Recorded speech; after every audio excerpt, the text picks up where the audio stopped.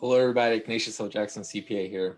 We have a video today in regards to cryptocurrency. So stay tuned if you want to learn about some cool things you can do with cryptocurrency, how they're taxed, all that good stuff, so we can educate you on some options that are available to you. And for Financial Literacy Month, again, it's still Financial Literacy Month. Definitely stay tuned, like, subscribe, all that good stuff for a chance to win one of our raffles that we're doing. And so opportunity to get some either free tax services or maybe an Amazon gift card. So go ahead and subscribe, like, and comment on the video. So we need to know that you're listening. So you do have to kind of leave like a comment or something so we know who you are, but to be entered in for the drawing so that we can understand who should participate. So stay tuned. We'll be right back.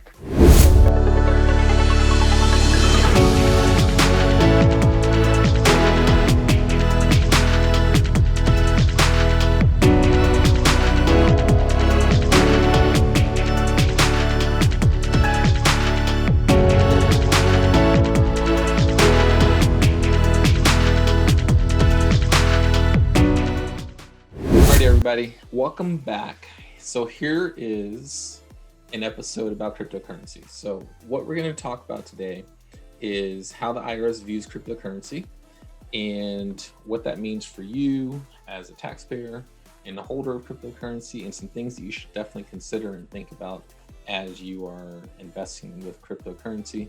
I've actually noticed it's become a lot more popular the last year than it has historically. I've probably had about maybe 15% of my tax returns that I've done so far have had some form of cryptocurrency on them. And so, it's actually becoming more and more prevalent. And so, definitely something to think about and consider, which is why I wanted to do this video in light of Financial Literacy Month, as cryptocurrency is a method of investing. And investing is important to, as you know, heard in other videos, building wealth and bridging the wealth gap that we have in the country. Okay, so financial freedom is an amazing thing, and this is how you get to it, by investing in things that have the ability to catapult and go extremely high. Sometimes they can go like this, but hopefully they're going like this. So that's the goal, and let's hop right on in. So what we're going to do is we're going to just kind of talk generally about some things, and then we're also going to take a look at the IRS's website with some FAQs. Okay. So in regards to cryptocurrency, all right, the IRS views them as virtual currency. And let's just go ahead and take a look at the IRS website here so that we can get a good understanding of what they view it as. This is the IRS's website on virtual currency. There's a bunch of FAQs listed here. They also have a notice that you can read through as well. But ultimately, this has 46 questions on there, okay? And what we do here is we can say, okay, what is virtual currency? All right, so this is the IRS's definition of virtual currency. It's a digital representation of value other than a representation of the US dollar or a foreign currency that functions as a unit of account, a store of value, and a medium of exchange. Okay, so ultimately, what that means is they do not consider it to be a currency. Okay, they consider it to be property. All right. So from a federal tax perspective, virtual currency is treated as property, and general tax principles applicable to property transactions apply. So what that means is it's just like if you were to invest in stocks, essentially, where every time you buy and sell a stock, it becomes a reportable transaction, basically. Okay. So what that means is if the stock goes from if you go from virtual currency, let's say Bitcoin or Ethereum, to cash, or when I say cash, I'm talking about US dollars or euros or any type of fiat currency, right? So that's what your typical currencies are going to be considered, which is fiat currency. Okay. So if you go from US dollars to Bitcoin or Ethereum, or euros to Bitcoin or Ethereum, those are all taxable transactions when you sell the virtual currency, the Bitcoin or the Ethereum, and put it back to US dollars or to euros or whatever other currency that exists out there, whatever fiat currency, okay? Additionally, if you are transferring between virtual currencies, it's like Bitcoin to Ethereum, using Bitcoin to buy Ethereum, using Ethereum to buy Litecoin, using Bitcoin to buy Dogecoin. All those transactions, when you go in between the virtual currencies, are also taxable transactions.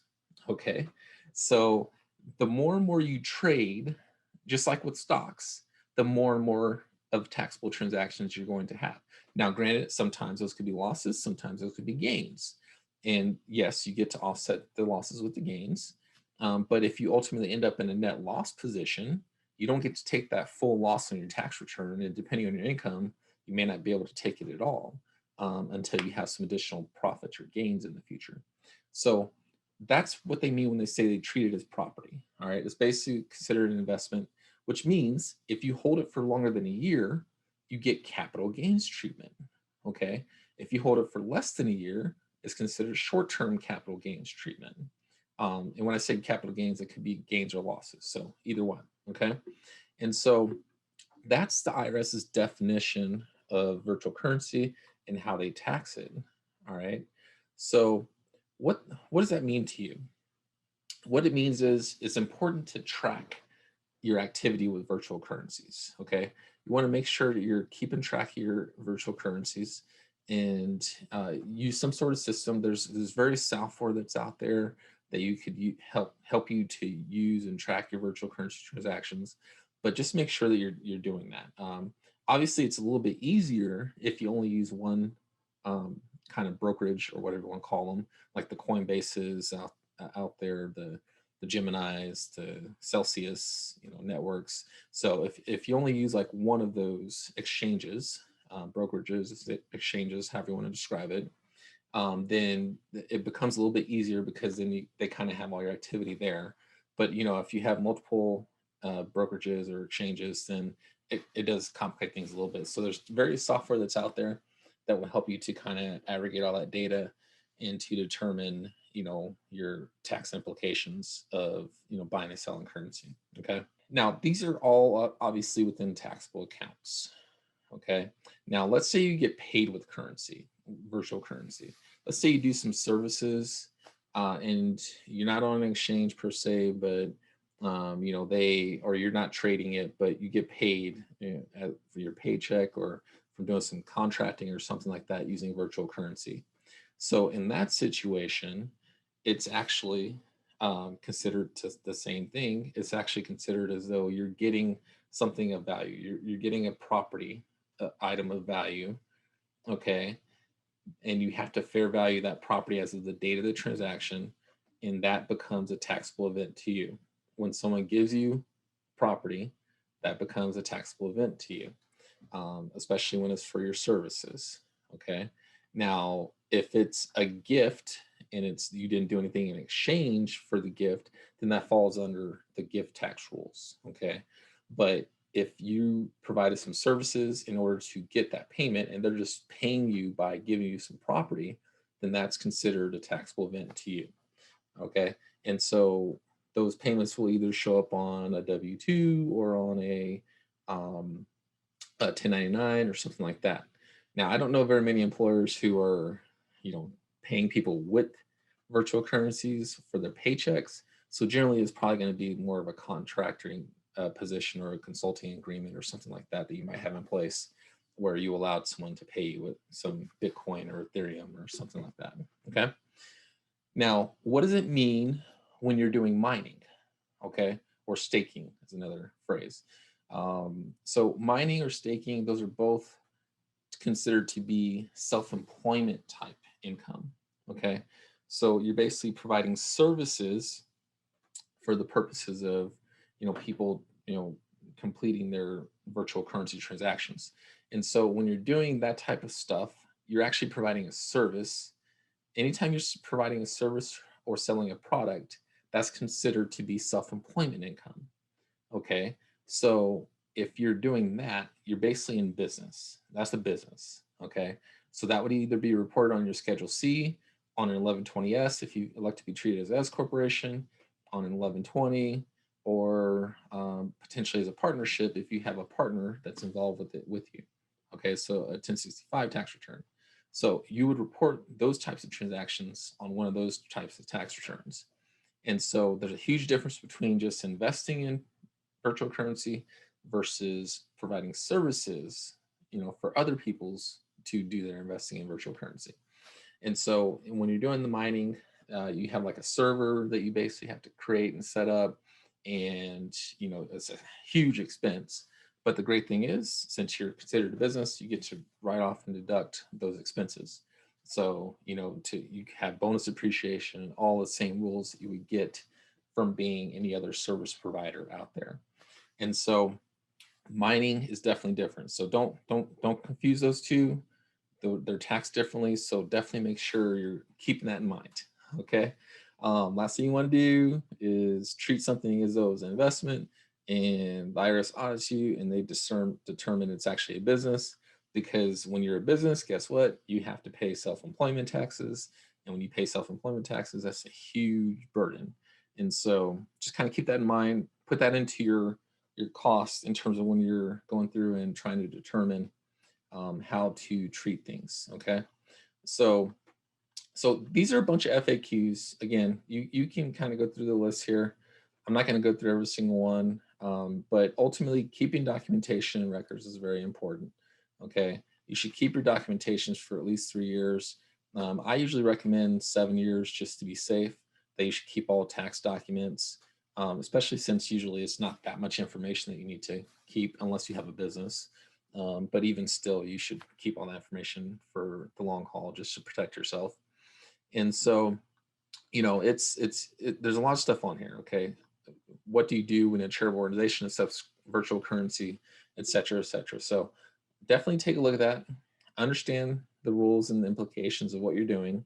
Okay, and make sure that if you're doing something that's causing a lot of taxes. Let's say you invested in something early on. Let's say you invested in Bitcoin early on.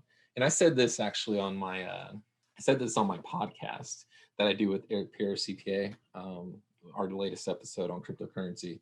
And I mentioned that I had someone come to me back when I was first starting my firm who wanted some assistance with virtual currency, some Bitcoin that they had bought. And I was like, I don't know what that is. I've never even heard of that. But I don't think it's overly complex. Or I did some research and like, yeah, they treat it as property. But this is a time when it was maybe pennies, maybe a dollar or something like that. It was a very small amount, and so I was like, yeah, I don't think this is going to go anywhere.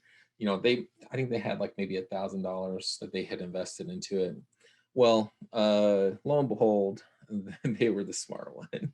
If they still held on to that for the long term, they ended up being the smart one because now they're probably a millionaire, just from putting a couple $1,000s into Bitcoin over the last few years, last several years. I mean, it really just took off, and now it's close to $60,000. I didn't look at it today, so I'm not sure exactly what it is today, but anywhere between $50,000 and $65,000 has been over the last couple weeks. And so lo and behold, that's sometimes you miss out. I mean, that's the problem with investing. That's definitely it's all risky. Everything's risky, but the higher the risk, typically the greater the reward. This is a perfect example of that. Okay, something that was just created, something that really wasn't in existence, something brand new. That it's super risky, but ultimately it ended up paying off for all those early investors. I know several people who are freaking millionaires because of this. Now, you have to keep in mind, obviously, if you bought something that early on and you're sitting on these kind of gains, if you start selling these things, you're going to start to get yourself into a situation where you're going to owe a lot in taxes. So please be cognizant of that. Please keep that in mind. Don't think that you're going to get away with this, okay? The IRS is very well aware of all the people that are out there, these exchanges that you're on, that you're doing the trading on and things of that nature. They're out there, doing stuff. Now, obviously, if you got your private keys and you're just kind of doing some stuff directly, you're actually holding an asset instead of going through an exchange. It's a little harder to, identify that or figure that out, obviously. But I would just say don't try to avoid the tax system completely. it's gonna you'll get burned eventually. Okay. There's been some people who lately in the news who averted the tax system for a long time, and it finally caught up with them. And generally, the way it's going to happen is you talk to someone, you tell someone something, and they actually report you to the IRS because you pissed them off or something like that. That's usually how people get caught. It's usually not just through the IRS asking a question or doing an audit. It's usually just because someone reported something to them. They start investigating. They send you requests, things like that, and all of a sudden, next thing you know, you have a huge penalty notice. And if it's big enough, you could see yourself in court and potentially behind bars. So my caution is, as this is getting more and more scrutiny, getting more and more eyes on it, I highly recommend, if you have any sort of situation where you're deep in it at this point, reach out to a professional, get some advice, potentially talk to a tax attorney so you have that privilege, so that you're protected. But don't let it continue to go down that path. Now, my big thing is, as you've heard in some of my other videos, all right, investing with retirement accounts. I really love investing with retirement accounts. Reason being is all the stuff that we were talking about from a tax perspective, you don't really care about that, with one exception. That's the mining or the staking. So if you're doing those services, you still have to pay some taxes, but it's not nearly as much as you would have to pay if you were doing it personally. Okay. And we're going to talk about both of those scenarios. Okay. So let's talk about what you would do if you are just investing in your retirement account. All you do is let's say you have Roth IRA dollars, or you have, traditional IRA dollars, or a solo 401k with your business or something like that. All right. You would go in and you basically create a self-directed account. Okay. So some sort of self-directed IRA or 401k or something like that. There's various places out there that will help you get these set up. Okay. Get yourself a little LLC if it's an IRA. If it's a solo 401k, you don't really need an LLC. You can invest as the trust itself, but you can create one if you want to. Okay. You open yourself an account at one of the exchanges, Gemini, Celsius, Coinbase, any of those exchanges. Okay. Once you open that account, now everything's in the name of your IRA LLC or into your solo 401k trust. Now everything is tax exempt. Okay. Except for, again, mining and staking. So I'm going to always use that caveat. So when you're buying and selling, you could trade back and forth as much as you want. You can go from cash to US dollars to Bitcoin to Ethereum to Litecoin to back and forth as much as you want based on the trends, based on what you're seeing. You can trade as much as you like. You don't have to worry about any taxes on any of that. Okay. That is the key. If you do this stuff inside your retirement account, and guess what? As it grows, my best recommendation is a Roth IRA, excuse me, or a Roth 401k. Okay. Those are going to be my best recommendations, to use either a Roth IRA or a Roth 401k to do this investing in cryptocurrency, because the growth potential is huge. Okay. And you don't want to pay taxes on that growth. If you look at some of my other videos, I explain why you don't want to pay taxes on growth. You want to invest inside of tax deferred or tax free accounts. Great examples of tax free accounts: HSAs and Roth IRAs. Okay. Those are two really great tax free accounts that I highly recommend everybody have, or a Roth 401k. That's another one. We'll add that one to the list. Three accounts you can have that have tax-free growth. Okay. You pay taxes on the money going in, with the exception of the HSA. You get a deduction for the HSA, actually. And then so it's actually like a triple whammy. And then you get you don't pay any taxes on the money coming out, as long as you wait till you're 59 and a half. Okay. So, I mean, huge opportunities to invest your money and to have it grow for you. Okay. And if it's a Roth IRA, you still have the ability to pull out any contributions you made in the event that you get into some sort of a debacle or an issue or something like that. So the best advice I can give you about cryptocurrencies, especially if you're getting hit with some big tax bills,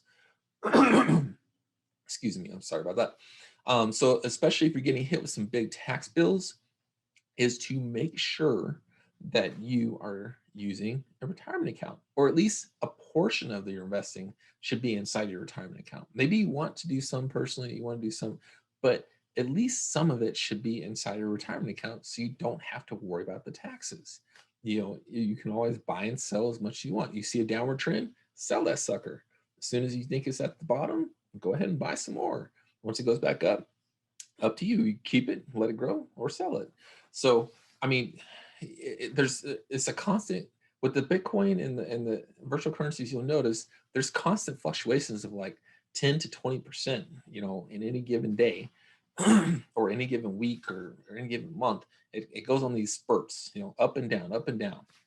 And so it's a great opportunity to try and do some trading to try and see if you can get some pretty good profits. Or you can do the typical buy and hold strategy and just buy some and just hold it, and buy a few $1,000s and just hold it and just see where it goes.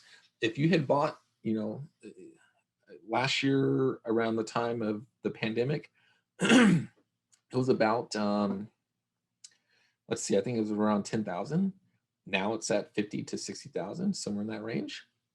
You would have, what is that, quintupled, I think is the proper word. You would five times your money. If you had bought, put a couple $1,000s in there, you'd have $10,000 in just about a year's time. And so, but now if you did that in a taxable account, you're paying taxes on that. So that eats into your profits. Whereas if you do it in a retirement account, you don't have to worry about that. Okay. Last thing we're going to touch on is mining. So you can still do mining inside of your retirement account. You just don't get 100% tax-free growth. Okay. What that means is what you have to do is create a blocker corporation, is what we call it, where you create basically a C corporation that's owned by your retirement account. Okay. And then you invest, or you do the trading and you do the mining, not the trading, the mining inside of that blocker corporation, and you pay the corporate tax rate of 21% currently. Hopefully it stays that way. We'll see where they go. So I'm not going to get into that, but you pay that corporate tax rate of 21%. And then the rest of your investment into that is tax-free. Okay. Now keep in mind, it's a business, right? So guess what you get to do? You get to write crap off. When you write crap off, even though you made a bunch of money, you could get to the point where you don't have a whole lot of expenses, or a whole lot of profit left to where you're not paying a ton. But again, so you got your utilities, you got your the cost of the equipment. So you could get out of it the first couple of years without much of a profit at all, by taking depreciation and all these other things you could take as a part of this business that you're running. Okay. So those are all great things, all great strategies, some things to think about and consider regarding cryptocurrency. By all means, leave me a comment, give me some feedback. I'm curious to know what you guys think. Hopefully you like this video. I think it's a pretty hot topic right now, and so that's why I wanted to do it. But hopefully this is something that interests you, and just let me know if you guys are liking these, because obviously this takes a little bit of effort and money on my part to kind of put these together. But I want to do my best to try to educate everybody out there, to encourage you to do more investing, to encourage you to get that financial freedom, to encourage you to build wealth, and to hopefully get to that American dream, where you're not stuck in a 9-to-5 job your whole life. There's ways you can get to the point of being a millionaire. There's stories all the time about people getting to millionaire status, and they only have a $30,000-$40,000 a year job. It's all about spending wisely and investing wisely. Those are the keys. If you can do that, you can get there. All right, you can get there faster than you think also. Okay, so anywho, that's the video for today. Thanks for tuning in. Hope you guys enjoyed. I want you to stay tuned, subscribe, like, all that good stuff. Like the channel, definitely like the channel. And then subscribe and leave a comment. Leave me some comments again for the raffle purposes, so we kind of know that you're there. We can enter you in for the drawing. Again, only a few more days left to enter in for that. So stay tuned to the channel. A lot more coming up. Hope everybody enjoys. Have a good one.